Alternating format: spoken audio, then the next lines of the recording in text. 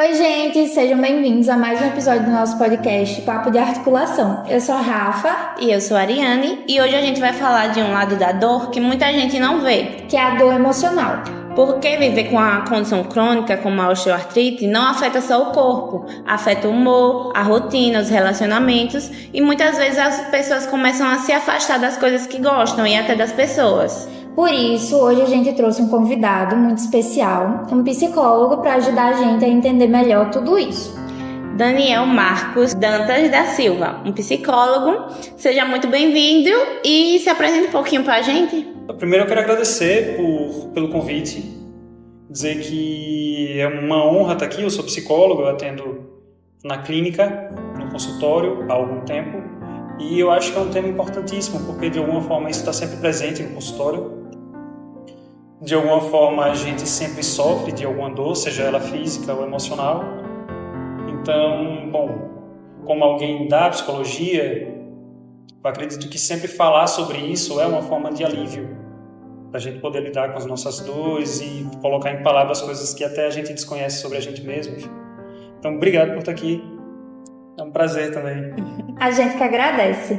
E para começar, como a dor crônica afeta o emocional da pessoa ao longo do tempo? Porque não é só sentir a dor, né? É conviver com ela todos os dias. É interessante essa coisa, olha, da dor crônica, porque o que define a dor como crônica é exatamente o tempo.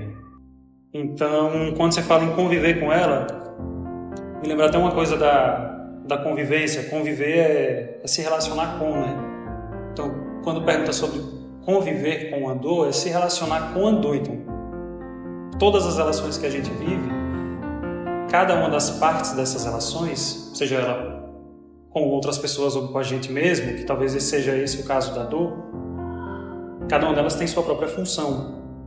Eu acho que a função, uma das funções da dor crônica, além de um alerta e um sinal de que alguma coisa está acontecendo no corpo que a gente precisa ficar de olho, é que ela funciona como uma espécie de ralo. É um ralo que vai sugando a possibilidade da gente pensar sobre qualquer outra coisa, sobre criar as nossas próprias coisas, sobre sentir outras coisas, sobre falar de outras coisas. Dificilmente, quando a gente está com dor, independente se crônica, há muito tempo ou há pouco tempo, um dia só, a gente consegue falar sobre o que a gente sente. Então, não necessariamente uma dor crônica, mas quando um paciente chega no consultório e ele vai falar sobre uma dor física, ele não consegue falar sobre outra coisa além dessa dor física. Então, se ele chega, por exemplo, com uma dor muito forte de cabeça e que tem uma causa fisiológica, explicada fisiologicamente, não sei, pode ter ficado no sol durante a manhã toda e, enfim, ainda não deu tempo do analgésico fazer efeito, mas de alguma forma vai fazer, ele não consegue se concentrar em outras coisas a não ser na própria dor. Para quem vive com dores cronicamente, eu acho muito difícil que a gente consiga olhar para outras partes da gente e captar certas coisas do mundo, porque isso vira o centro das atenções da nossa vida. Isso. E isso pode até mudar também a forma como a pessoa se enxerga, não é isso? Olha, eu acho que sim. Totalmente, porque a gente acaba se olhando de um ponto de vista muito pouco desconhecido. Eu acho que para a gente se conhecer, a gente precisa primeiro se desconhecer. A gente precisa ser alguém que a gente não faz ideia de quem a gente seja, mas que tem muita curiosidade em descobrir. Afinal, esse é o processo de uma psicoterapia, mas de uma análise no geral, é tentar saber o que é que está acontecendo com ela mesma. Então, a forma como a pessoa se enxerga, basicamente, quando ela tem uma dor crônica, que ela é uma dor crônica. Ela chega dizendo que ela é a dor e ela quer tirar aquilo dela de algum jeito, mas que com uma certa, habilidade, mas uma certa dinâmica. Aí, falando da psicoterapia, se é possível fazer com que ela se enxergue de algum jeito muito diferente do que ela já se enxerga. E existe uma relação entre a ansiedade, a depressão e o aumento da percepção da dor física? Completamente. A gente precisa entender que a dor física é um sintoma e não é diferente de uma ansiedade e uma depressão, por exemplo, que são sintomas da mesma forma, se manifestando de formas também muito diferentes, mas que elas fazem parte de um mesmo território. E intensifica porque existe uma sensibilidade no corpo para tudo aquilo que não se tem nome, não se tem ainda um sentido, vai para o corpo. Eu acho que é importante que a gente entenda que o que abriga a nossa mente é o nosso corpo. Então existe uma conexão direta, eu não sei nem se uma divisão ou separação como a gente está acostumado a pensar, mas a gente é uma unidade. Então a gente é um corpo que quando sente alguma coisa, independente de onde se manifeste, fala sobre a gente. Se mentalmente a gente não consegue encontrar palavra, e eu não digo palavra para ser dita, mas palavra, símbolo, sentido dentro da gente, o nosso corpo vai reagir a isso. Tinha até pensado num exemplo, sim, enquanto falava, que é de uma criança que vê os pais brigando dentro de casa e, os dois discutindo fortemente, dizendo que o pai é tal coisa e é imprestável, que não faz nada dentro de casa, e a mãe que de outra forma também que ofende. Enfim, a criança vê aquela confusão dentro de casa e de alguma forma aquilo mexe com ela, mas de repente ela resolve dar um passeio na rua para sair daquele ambiente que está extremamente ruim para ela e vai dar um passeio. Quando ela sai na porta, ela vai descer uma calçada e pisa em falso. Então ela dobra o pé, torce o pé e precisa conviver com essa dor durante um tempo. O tempo passa, enfim. Um tempo depois, essa pessoa começa a ter uma dor, e aí, crônica, no pé e não sabe de onde vem.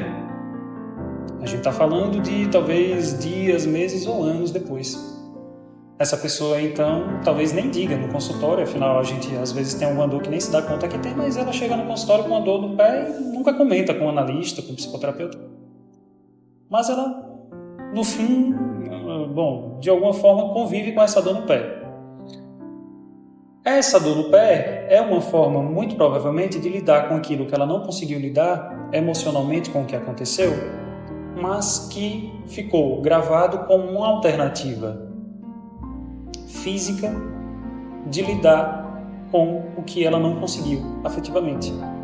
Uma forma que ela teve de gravar aquela cena e aquele episódio afetivo dentro do próprio psiquismo, no próprio psiquismo, é através da dor.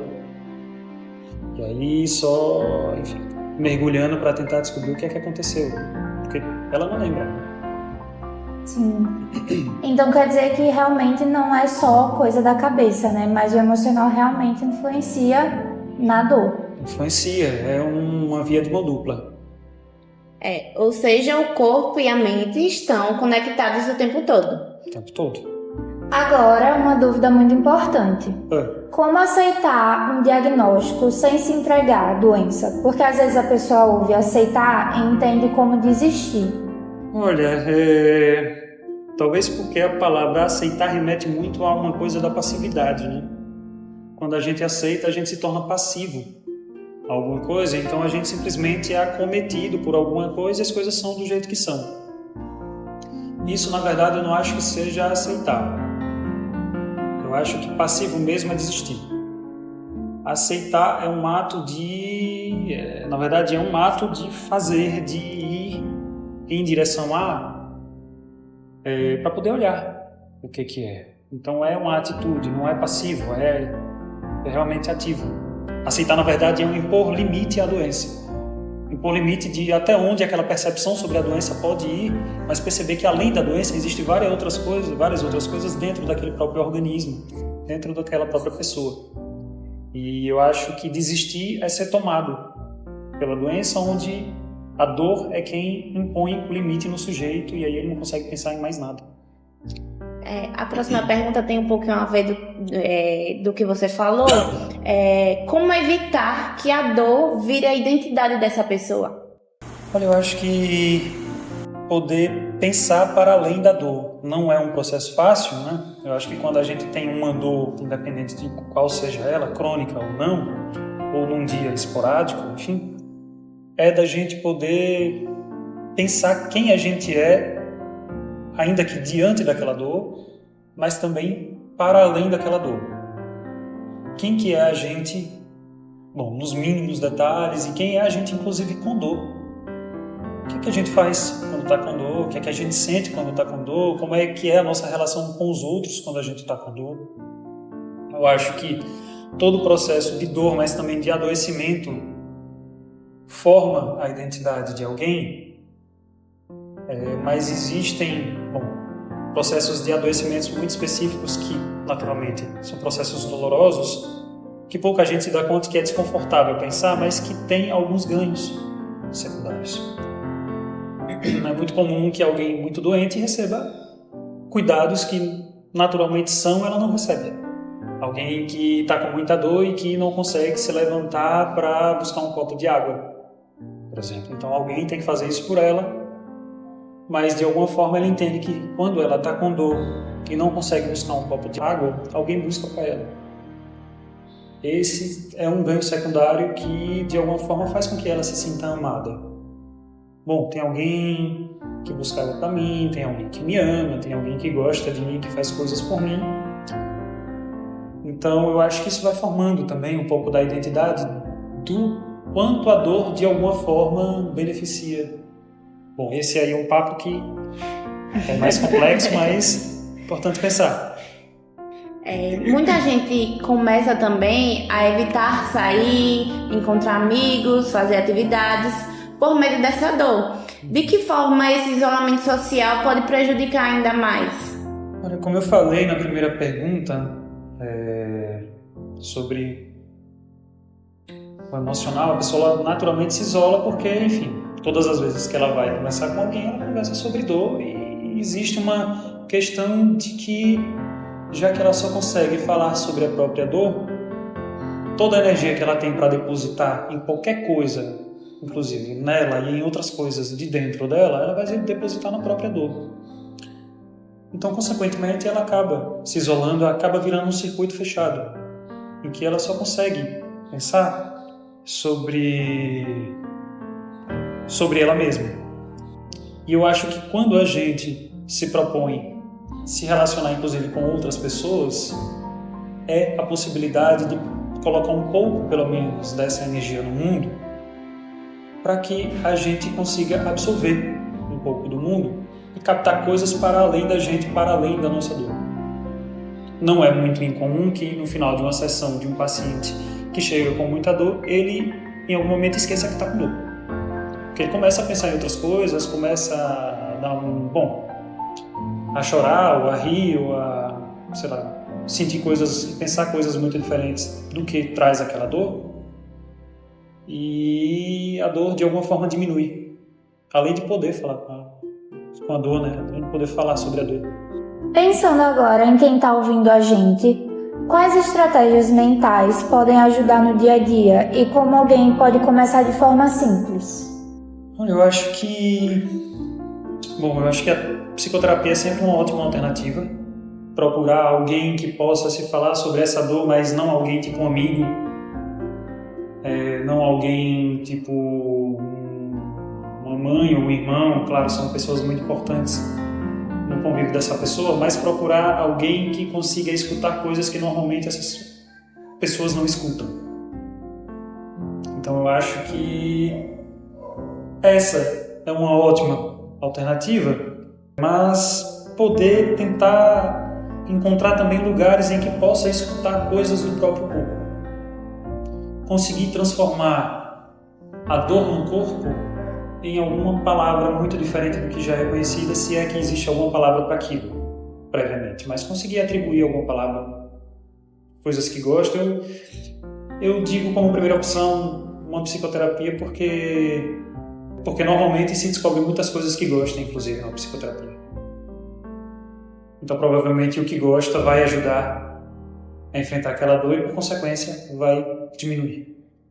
Aquelas técnicas de respiração, de relaxamento, isso realmente ajuda? Olha, ajuda. Ajuda no sentido físico, né? De diminuir a tensão do próprio corpo. Então, se alguém sofre de dores musculares crônicas, por exemplo, e está num dia cansativo, ou por algum motivo se sente exausto, esgotado fisicamente, acho que técnicas como a respiração ajuda a liberar um pouco de tensão, tanto física quanto mental, nesse próprio organismo. Bom, isso já é evidente cientificamente que certas técnicas de respiração ajudam com insônia, provavelmente. E que essas insônias têm algum tipo de reflexo ou causa orgânica e fisiológica.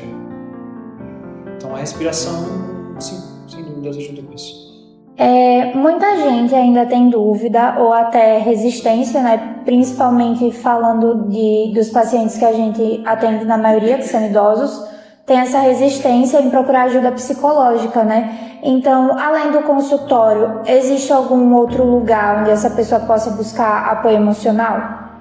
Olha, eu acho que a pessoa, sim, e a pessoa naturalmente, bom, tudo é singular, mas a pessoa pode descobrir onde ela consegue encontrar a possibilidade de se encontrar, mas eu acho que esses lugares precisam ser lugares em que ela pode se sentir identificada e ouvida. Bom, se for para chutar alguns lugares, cinema, leitura, literatura no geral, pintura, museus, música, porque eu acho que são coisas que têm a possibilidade de fazer com que a gente se identifique com coisas que a gente nem sabe que existem dentro da gente, que naturalmente a gente vai sentir alguma coisa que vai tocar em um ponto muito específico nessa dor, que pode ser potencializada por uma questão emocional, mas que naturalmente existe. Naturalmente, digo, já com algum tipo de conflito interno ou físico, mas que existe no cotidiano dessa pessoa. A gente sabe que a literatura funda, mas transforma a forma como a gente vive hoje. Os amores, a forma com que a gente se relaciona com as pessoas, tudo isso vem da literatura. Então eu acho que poder ler, poder ver, poder escutar usar desses artifícios sensoriais ajuda não só na captação um pouco do mundo, mas também na identificação com o mundo, poder se perceber parte dele. Então, se a gente pudesse resumir esse episódio em uma ideia, seria: cuidar da dor também é cuidar da mente. Daniel, muito obrigada por essa conversa, foi essencial. Para você que está ouvindo a gente, você não precisa passar por isso sozinho. Então busque a ajuda de profissionais. Compartilhe esse episódio com alguém que precisa ouvir isso. Até o próximo episódio!